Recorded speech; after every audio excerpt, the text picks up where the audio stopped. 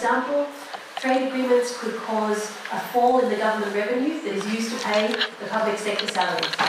This could be because the trade agreement says you must have no taxes on imports or exports, or it's more difficult to pay taxes because of the e-commerce rules. The second thing is trade agreements, like the Trans-Pacific Partnership Agreement, can restrict government assistance to state-owned enterprises. The third way is trade agreements can lock in privatisation and deregulation, so that if a left-wing government comes back, you cannot reverse it. And we'll hear about that later in my talk. But of course, many other aspects of healthcare can be affected by trade rules. For example, the proposal being made at the WTO in the name of e-commerce says that Argentina must accept the safety of products if the US says it's safe. But we know that many chemicals the US says are okay, the EU says are dangerous. But you have to accept them because the US has said they are safe. This is e-commerce, supposedly, but obviously it's nothing to do with e-commerce. And of course, Argentina is currently negotiating a free trade agreement with the European Union via Mercosur, and with the European Free Trade Association. That's Norway, Switzerland, Iceland, and Liechtenstein. And you just had the first round of negotiations with them. So the EU and EFTA are likely to ask Mercosur to have longer, stronger intellectual property protection, which means you pay more for medicines for longer. And of course, many of the impacts of the trade agreements, we are not discussing them tonight. For example, again, in the name of e-commerce, at the WTO, they are saying, open all your government procurement. So this is against your Buy Argentina law, which says that certain services that the government buys can only be supplied by Argentinian companies. Too bad. Delete that, because it's bad for e-commerce, somehow. Obviously, it's nothing to do with e-commerce. It's an issue that is not allowed to be negotiated in the WTO, but they thought they'd change the name to e-commerce and hope that your government will accept it. So these e-commerce proposals of the WTO that Berju talked about are being made even though there is no mandate to negotiate e-commerce at the WTO. They're not allowed to negotiate it. They're only allowed to discuss things to do with e-commerce. So here in Buenos Aires at the Ministerial in December this year, we think they want to get a mandate to negotiate new rules on e-commerce like the ones that Berju explained. And of course, these trade rules that are proposed in the WTO or in free trade agreements are very enforceable. If Argentina doesn't comply with them, another government can sue Argentina at an international tribunal, and if you lose, the other country, America, can raise the taxes on Argentina's exports of soybeans and beef until you change your law to comply. So this is more enforceable than a labour treaty, or a health treaty, or an environment treaty. Okay, so tonight I will focus on the current negotiations at the WTO to deregulate services, including public services, by restricting your domestic laws that regulate services. So they call these rules disciplines on domestic regulation. So this is currently being negotiated at the WTO, but I think the EU may also ask you to agree to it in the Mercosur EU Free Trade Agreement and in the EFTA Mercosur Free Trade Agreement. The good news is with the EU and EFTA, if your government says no, they should drop their demands. They are not very adamant. Not like the US, which has a template in the TPP, 6,000 pages, please sign here. No negotiations. Okay, so of course the domestic regulation disciplines that are being negotiated at the WTO are actually worse than in the Trans-Pacific Partnership Agreement, because the US did not agree to this deregulation because the US state governments worried that they wouldn't be able to regulate. So they forced the US Trade Ministry to reject this deregulation in the TPP. Of course, the TPP's e-commerce rules have been proposed in the WTO and been made worse by removing even the minor exceptions that the TPP had. Going back to domestic regulation disciplines, these are also being negotiated in TISA, the Trade and Services Agreement, and I was surprised to see that these WTO proposed rules of deregulating services have been copied from the Free Trade Agreement of the Americas and been made worse, added extra deregulation beyond the FTAA. So this is the FTAA come back to life and made worse. And this is what your government is now negotiating in Geneva every week. And they are trying to conclude the negotiations by December this year so they can sign in Buenos Aires. So, what are these rules about? Of course, they are about regulation of services. What is a service? You can think of it as everything you cannot drop on your foot. So hospitals, health insurance, doctors, shops, supplying electricity or water. And these rules restrict your government's regulation of these services, even if you regulate foreign and domestic companies the same. Then the question is, what levels of government do the rules apply to? They will definitely apply to the national government, restricting the national government's ability to regulate. And at the WTO, they will probably say the national government does not have to force the provincial government and local government to comply if legally the provincial government and the local government has some autonomy on these issues. They are allowed under your constitution to do what they want. But in the free trade agreements, like with the EU and EFTA, they may say this should be strictly binding on all levels of government, even the little local municipal governments. And these rules may only apply to the service sectors that you have opened to foreign competition at the WTO, although crazy deregulatory New Zealand says apply it to all your service sectors, even the ones that are closed to foreign companies. And they apply to all your existing laws and regulations, so they have to be changed to be deregulated, and any new laws and regulations. And the kinds of rules that they apply to is licensing requirements. So what does a hospital have to do to get a license? Do they have to have doctors there 24 hours a day? Do they have to have an autoclave to sterilise the surgical equipment? And the procedure to get a license, how do you apply? And the technical standards once you have a license. So for example, how many patients are allowed per nurse in the hospital? 5? 6? Or how clean does the water have to be? How much E. coli is allowed? Or what are the safety procedures in your nuclear power stations?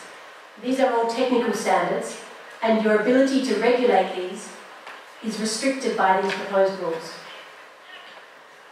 So firstly, they say that your laws in these areas cannot be more burdensome than necessary. And this is very difficult to satisfy. It's supposed to mean you leave the companies to regulate themselves, we trust them to do the right thing, voluntary self-regulation. And it's very hard to prove that it's necessary to regulate. Governments fail to prove this 75% of the time in WTO disputes. So, for example, if you wanted to say that hospitals must store the health records of Argentinian citizens electronically on a cloud in Argentina, so it's protected by Argentina's privacy laws, not sent to some other country like America where they have no privacy protection and they can sell your health records to a health insurance company who then says, I won't give you health insurance or I will charge you a lot. Or for example, in the hospital, in the maternity ward, you say, we don't want free samples of milk powder being given to new mothers because we want them to encourage breastfeeding instead. Maybe you can't have that kind of regulation. Or you say, I don't want asbestos in new buildings because it's bad for health. Or you say that fast food restaurants like McDonald's must have the calorie count on the menu. These kinds of things are more burdensome than necessary. So you can't have these regulations. And your licensing requirements and technical standards must be objective. And this can mean that they cannot be fixed.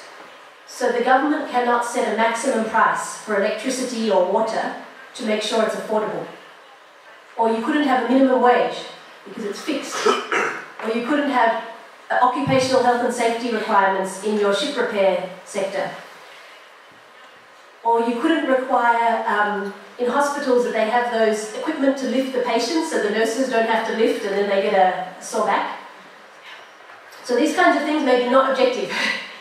Or if you consider the health impact of a decision to give a license for a toxic waste dump, you're worried it will pollute the water supply, not objective. Or if you are more in favour of public hospitals than private hospitals, you regulate them more lightly. In licensing, you give them an easier time. Then you are biased, you are not objective. Or you have tougher than international standards. For example, the World Health Organization Framework Convention on Tobacco Control has some minimum standards to restrict sale of cigarettes. But if you have tougher, like don't display the cigarettes behind the cashier at the supermarket, so the smokers don't see and remember, oh yes, I want to buy cigarettes, maybe that's not objective. And of course, in the free trade agreements, it can get even worse. The European Union asks countries to say a standstill on your laws and regulations. No new laws or regulations in this area. They must be established in advance. So they may ask you that in Mercosur. And the EU says your laws in this area must be as simple as possible. That is the overriding requirement. So, for example, if before you allow a toxic waste dump, you say you have to get a license from the Ministry of Environment and the Ministry of Health to make sure it doesn't pollute the water supply, that's not as simple as possible. Or for the license for the toxic waste dump, you have to get a permission from the national government and the provincial government. Not as simple as possible. Then the last area that is substantive is they restrict your government's ability to charge licensing fees. So, for example, if Buenos Aires wants to allow a casino, they might not want many casinos, they're worried about gambling addicts, so they charge them $10 million a year in licensing fees and hope not many casinos come. They discourage the things they don't want. Or they use it to raise money. For example, I know one Latin American country, the local government uses the licensing fee for a bar where you drink alcohol to pay for the public health clinics and the street lighting and the rubbish collection. That's where they get their money from. Because, I don't know, in Argentina, local governments don't have many taxes they can collect. They usually can't collect corporate tax, they can't collect income tax. So where do they get their money from? Things like licensing fees. Or you may want to use licensing fees to cross-subsidize. You charge the private hospital more, you use the money for the public hospitals. But the proposed rules in the WTO on licensing fees say they must be reasonable. They cannot restrict the supply of the service. So you can't charge McDonald's a high licensing fee because you don't want many McDonald's. And in some free trade agreements, they go even further. They say licensing fees can only be commensurate with the cost. So the cost of printing the license, $1 to print the piece of paper, and the salary of the government official to make sure the bar closes at midnight. That's it. So then you can't use it to raise money, cross-subsidize, discourage things. And that's the kind of thing the EU can ask you for. So if local governments cannot use licensing fees to raise money to pay your salaries, will the national government replace all of that revenue to the local governments for the life of the WTO rules or the EU Free Trade Agreement rules? Or will they just leave your local government to try and cope and go bankrupt? So the national governments should promise to make good any lost revenue by the provinces or the local government if they have to give up these licensing fees because of these proposed trade rules. The national government should cover, right, their lost revenue. Okay, so the last issue is procedural rules that they propose here. Some countries at the WTO are saying, we want companies, foreign companies and local companies and foreign governments to be able to comment on Argentina's proposed laws and regulations in this area. So everybody can comment, but who has the time and the money and the lawyers to comment? It's the foreign companies usually, the US Chamber of Commerce here. For example, Philip Morris, the tobacco company. They were planning to send 18,000 comments to the British government about plain packaging on cigarettes because many concerned citizens. So they send 18,000 comments and your health groups send 5 comments. And then these rules say the government must consider everybody's comments. On one side you have 18,000, and this side you have 5. So then what will the government do on tobacco control? And the procedural rules that they propose are much more burdensome for governments when they're processing licenses. You have to process faster, and you have to help the companies. If they don't submit all the documents, you have to tell them, oh, you forgot this document, you forgot this document, you can submit again. You have to really help the companies pass the licensing process. So, will there be any exceptions to these proposed restrictions on your ability to regulate? In the WTO and in free trade agreements, they are likely to copy the services exception, which is only for health, environment, morals, financial regulation, and privacy. But it's very difficult to use. The government has to pass 5 tests. So governments have tried to use this 44 times in the history of the WTO, succeeded once, asbestos. 43 out of 44 times they couldn't use it, it was too hard. And things like the privacy exception are self-cancelling. It's circular, so it's actually even more useless. And of course, there are no exceptions for labour rights, or development, or education, or indigenous rights, or women's rights, nothing. And it's not even clear that these few exceptions will apply to all those e-commerce rules that we heard about. And those proposed e-commerce rules, Berger only had time to go through some of them, but they can affect 13 different government ministries. And the same, obviously, for domestic regulation disciplines and many levels of government. And a variety of public sector services and private services. So, although it's just called e-commerce and domestic regulation disciplines, it can have a very broad and substantial effect on restricting your ability to regulate, including in the public sector.